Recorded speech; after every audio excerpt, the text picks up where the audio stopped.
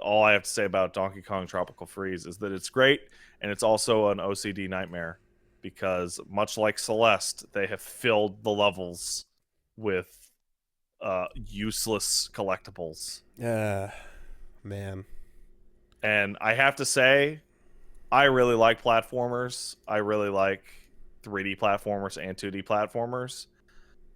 I I absolutely hate useless collectibles. Yeah, I honestly feel bad for you, and I feel sad that like that bothers you, because optional collectibles to me are a wonderful example of do it if you want the challenge, ignore it if you don't.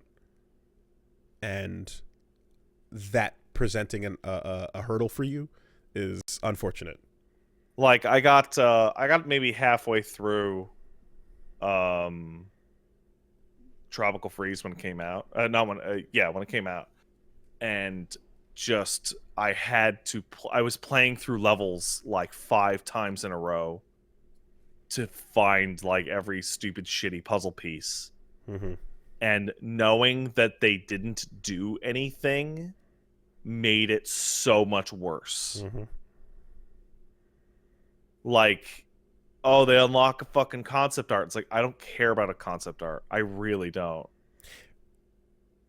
If you could only And take like, that, so, if you could only take that I don't care step one layer back. if they took the icon of you've completed all the puzzle pieces on this stage off the level select screen, it would be fine. But instead, the level select has this big open gap where, hey, you could have collected all the puzzle pieces. I hear you on the specificity of what it is that makes you care, but it still is unfortunate that like you can't not care about it. I still think Celeste is the absolute worst one by far. I With the strawberries. I thought it was The fantastic. strawberries. I love The the strawberries strawberries. are. You love how? Why?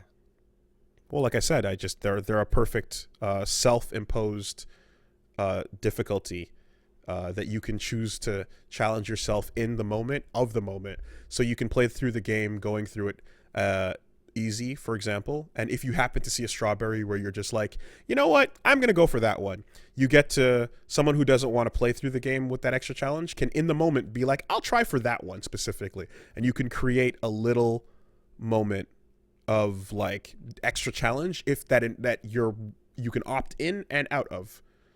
And if you choose to be like, I'll just continue past it, then you can do that, or you can get it and be like, oh yeah, cool, you know.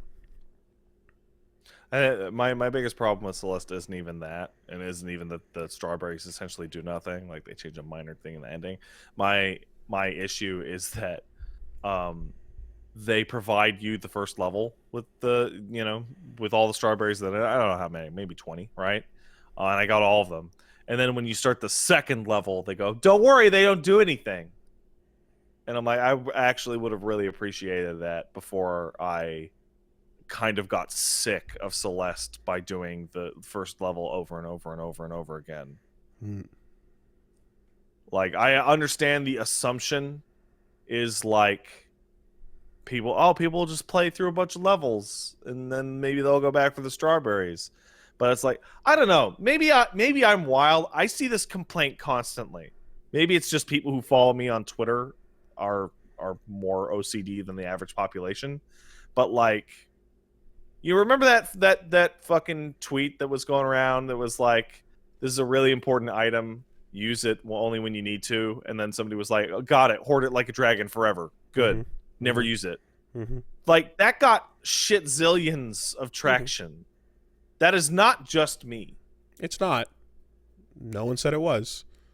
No, that's not what I mean. I'm just like, I feel like, at the very least, telling you that those things are worthless right away would be appreciated.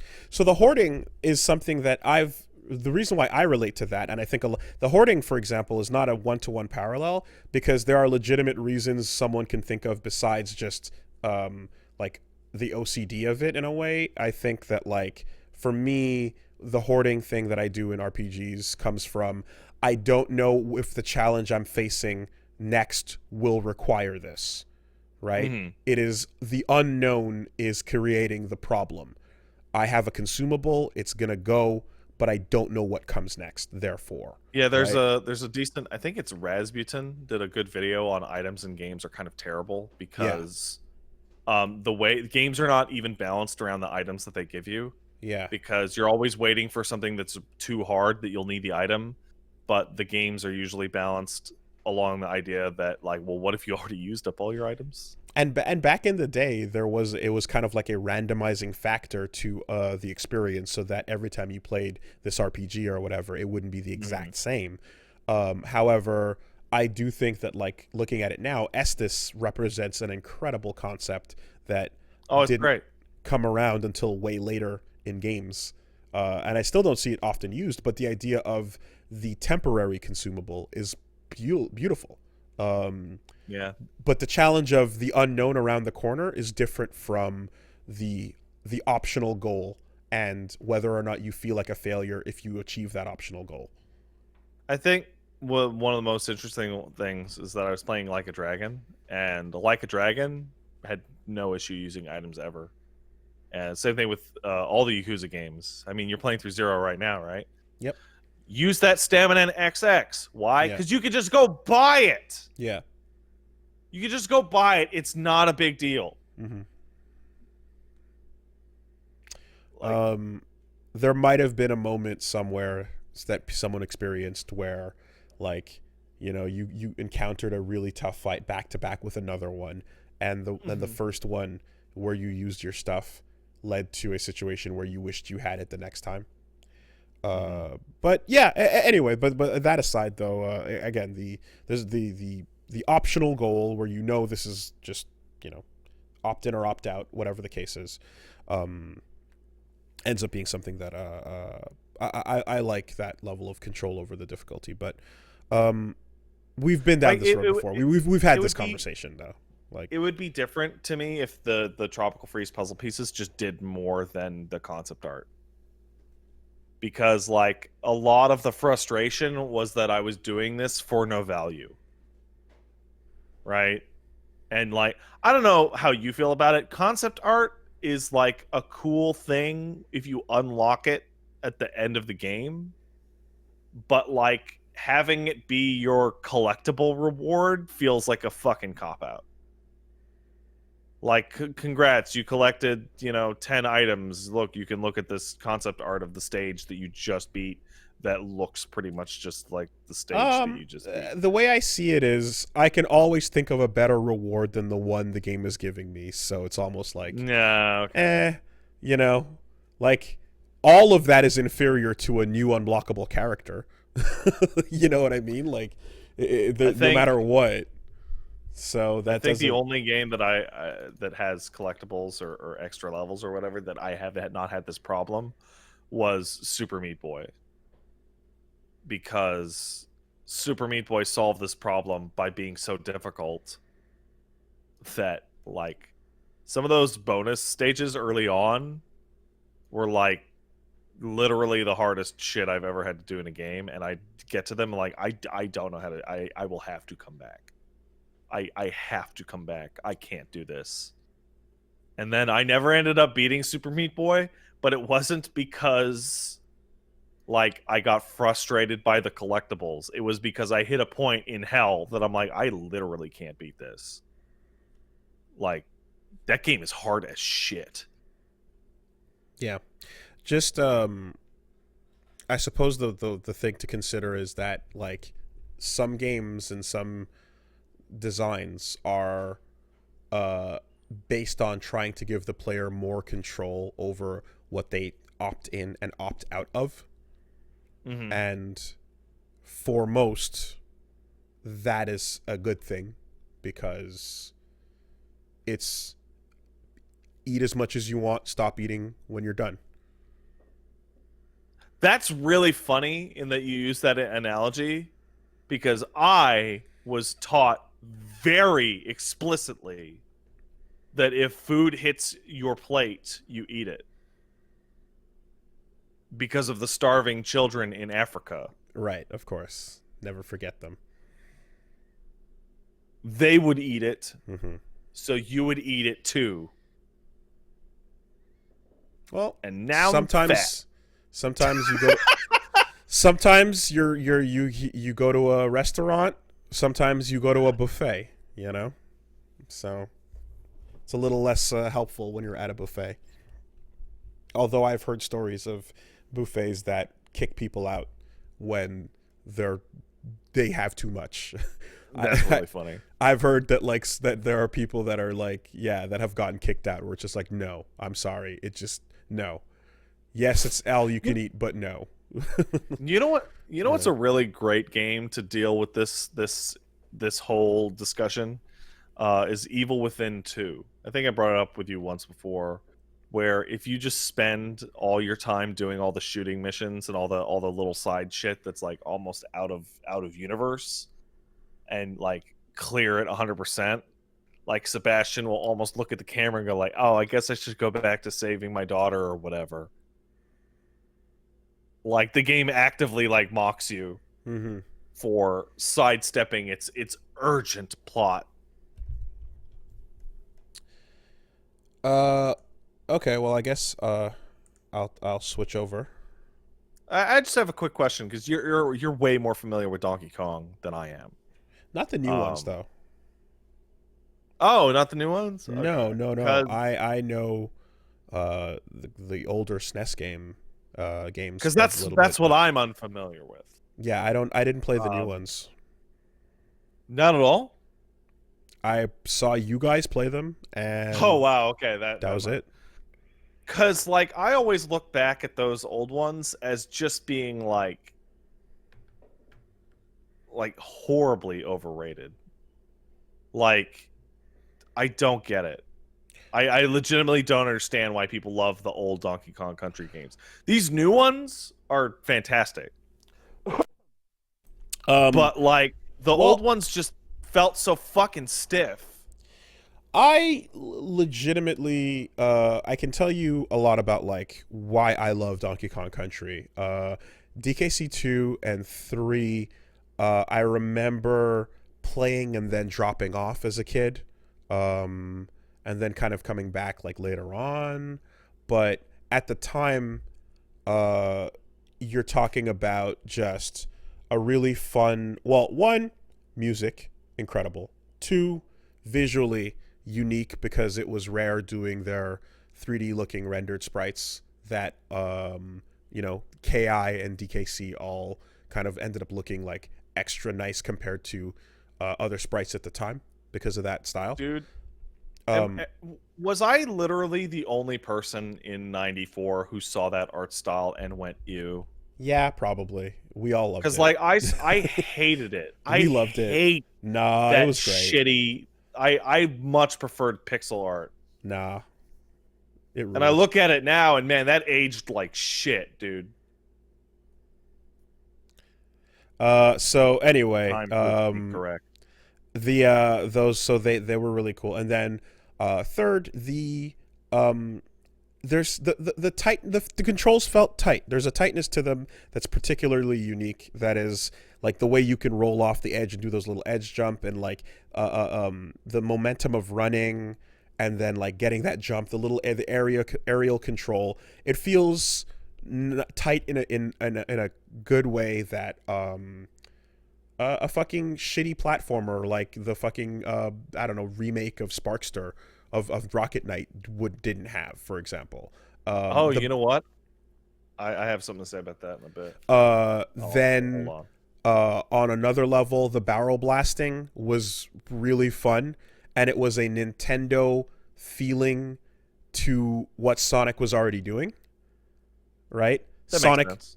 kind of moving, Sonic flying around the edges of the screen. Nintendo games didn't have that, but this was a nice approximation of that momentum. So in the end, it ended up being really satisfying. And then the fact that you get to another level where you're on a rail car, you get to another level where you're on a Rambi or you're on an animal. There was enough going on with the different types of gameplay that at the time it was like, holy fuck, this game offers so much and so many different ways to play. In addition to looking and sounding amazing, there's very little to not love about it. They were also pretty fast. Yeah, the whole thing I kind of mean, came. mm, maybe I'm being a nitpicky asshole. I hate the term. There's very little to not love about it because I don't love any of the things you just said. Well, what I'm describing is okay. So the list was essentially, by comparison to something that didn't have these things, incredible music, incredible visuals, I disagree on both high of those. variety of gameplay. I went down it, so that's kind of what it was. If there's specifics behind what bothered you about those things, then you can say them, and that's what it is. Yeah, why does everyone say the music is good? Because it's a fucking bop. It sounds like fucking dumbass Looney Tunes shit. Okay, well then there's no further to go with this. It's incredible. The music is incredible. Like, so much of it has been legendary for so long. I mean, I don't know how to describe to you that the music is good. There's literally no further. What's the name of the Rare composer? I don't know, but I mean, fucking, I can tell you that Jungle Japes is because I hung out with banger him for a while, and he's cool. He's a nice old man, but like, Grant Kirkhope. Yeah, I hung out with Grant Kirkhope for a while a couple years ago, and he's really nice. He was cool to hang out with, but like, you know what? I'm gonna take a big step back because I've run into this with Donkey Kong Country. I've run into this with the original Killer Instinct. I've run into this with Banjo-Kazooie. Dude, I fucking can't stand Rare. Like, they made two good games. GoldenEye and Perfect Dark. Like, I've literally never been able to understand for my whole life why everyone's like, oh, it's so sad Rare is gone. They're just one of the greatest ever. And it's like, all they made was trash. And then when they made Ukulele was apparently trash too.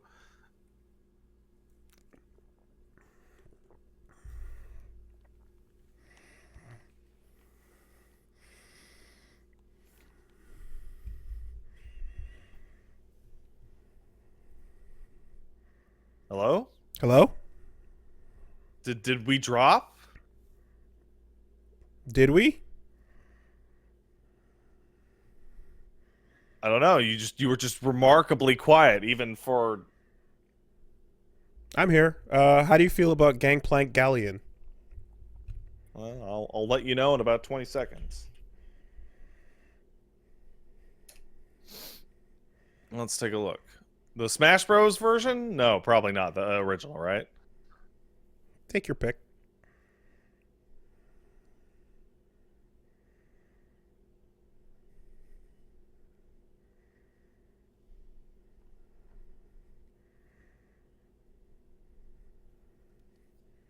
That's fine, I guess. If it's coming out of a clown car. Cool.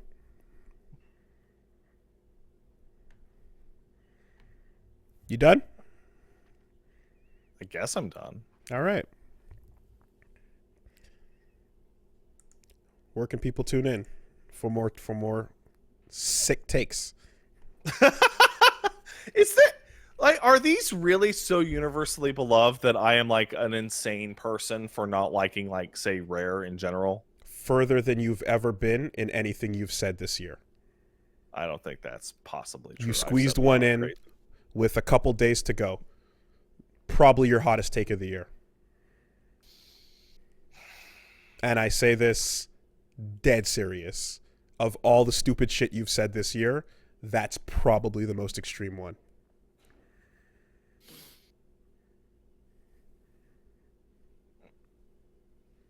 So what's up? Perfect Dark is pretty good. You can check out more of these incredible takes over at twitch.tv/PatStaresAt. I'm playing Link's Awakening this week, which is from that era, I believe. I never played Link's Awakening. Oh yeah. That's one of the good ones, right? Yeah, you're gonna be. Well, you know what? I don't know. We'll see. I think you'll be in for a good time. I enjoyed it. It is dated, but it's fucking charming and fun. Was Conker's Bad Fur Day made by Rare? Conker's Bad Fur Day is a Rare game. That explains why I don't like it. Because I saw somebody go, but Conker's Bad Fur Day. It's like, no, man. Conker's Bad Fur Day is a bunch of clowns for babies pretending they're actually a PG-13 movie. I'm glad you found something new to ignite your passion. This is no. This is not new. If you want to go back through a decade of videos, no. You will find me complaining about everyone sucking Rare's dick all the way back. But you've now realized the lightning rod that it is, and you will use this for power. No, it has nothing to do with power. It has to do with Paige keeps hassling me to play fucking Banjo-Kazooie, which might be my most hated Rare game. Everything about Banjo-Kazooie makes me want to fucking throw up. All right. Well, like, they're so fucking stupid looking. Then live in your garbage world of ignorance. Like, what do you mean ignorance? Like, I'm aware of the game. Okay. All right. God bless.